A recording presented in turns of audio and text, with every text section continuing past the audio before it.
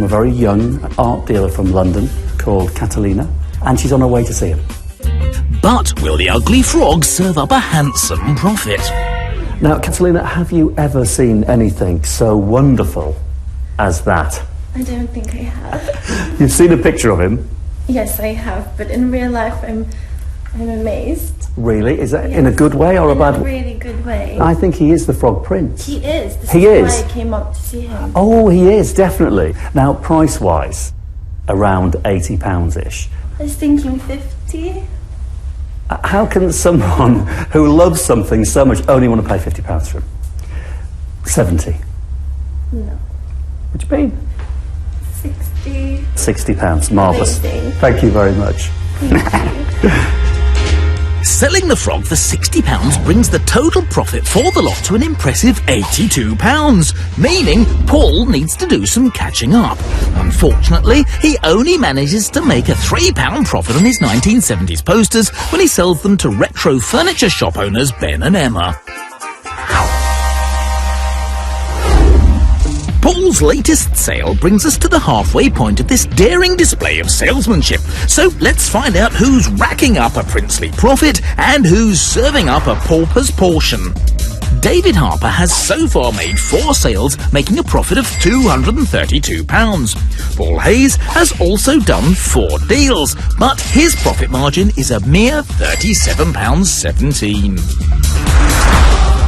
Paul badly needs to sell, but it's David who gets going next. He sells his Georgian silhouette miniatures to collector Roger for £150, making a handsome profit of £54. And there's no stopping him now. One of David's regulars, Ronnie, has seen the birding, and he wants it. But when it comes to doing a haggle, he's away. So his mother-in-law, Lynette, has stepped in.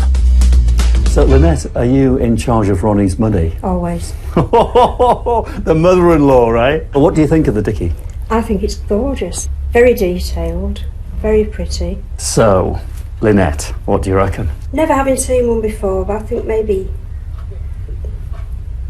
85. Oh my gosh, where did that come from? That's a bombshell. Seriously? Well, yeah, well, okay. 95. Because it's you, 110.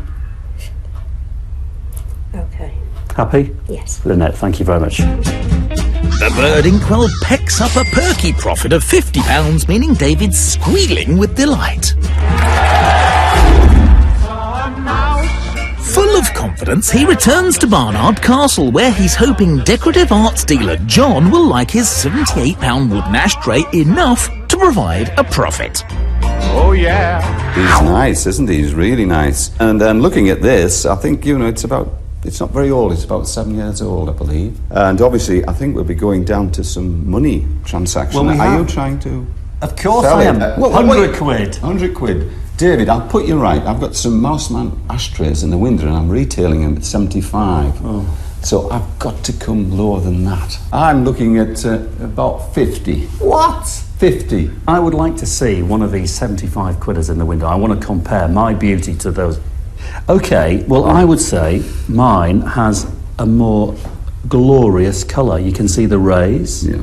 I think it's a nicer cut of oak. We've got a bigger mouse. He's a well-fed mouse compared to your little skinny little number here. Obviously, your price and my price. So I'll push it up to 65. Make it 80, which is my money back and a couple of pounds. Okay, well, 70 then. That's me losing money, you know. Losing money, but things happen that way, don't you? There's winners and losers in life. Look at you with a big grin on your face. David makes a loss of £8 on the ashtray, but being no stranger to risk, it will take more than this to get him down. You've just got to take the losses and get on and make sure you make more profits than losses. Oh.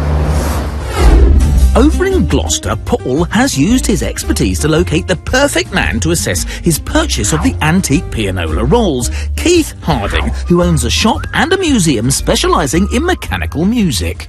How do they actually work? How do they get the piano to The work? best way is to show you. You've got a thing here called a tracker bar.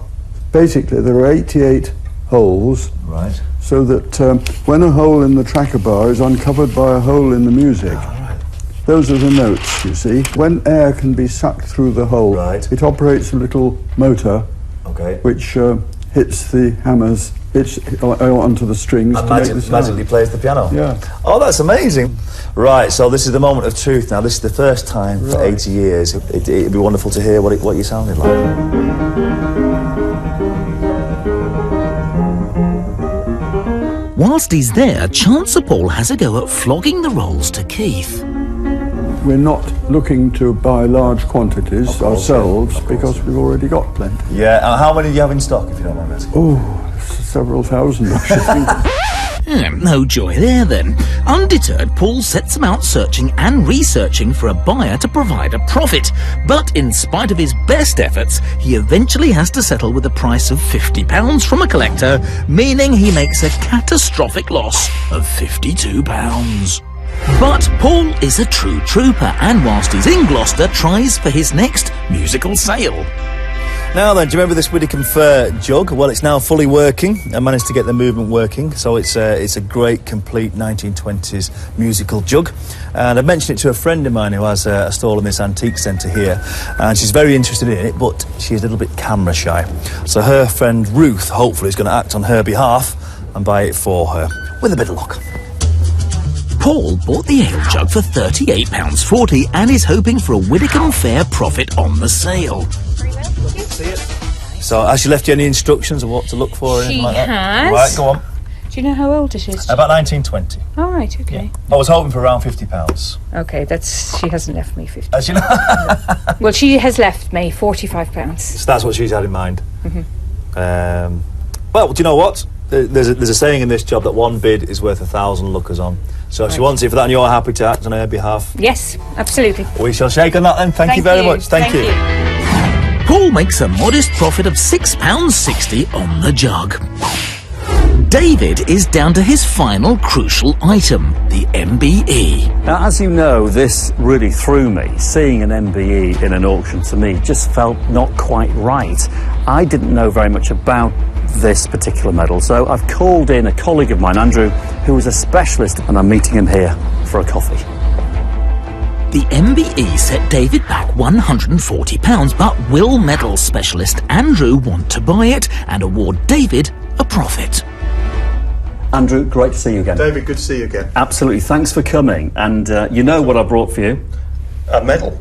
A medal. Of some sort. Of some sort, an MBE. So what kind of person then might have been awarded this particular MBE? This was awarded to a lady in 1918 or thereabouts for service probably on the home front. It was the first time actually that women had been able to be part of an award such as this. So there you go, I mean, different times altogether. So what would be the difference between a male and a female? The male has MBE? a different type of ribbon, which isn't a bow like that. Really? The difficulty is we don't know who that was awarded to. Why is that? You haven't got any associate. Unlike war medals from the First World War, which were named around the rim, traditionally there was no name put on the medal. Would you be interested in buying? Yes, I would be interested in. I think it is a nice thing. It reflects the history of the time, and it's an interesting object. It cost me £140.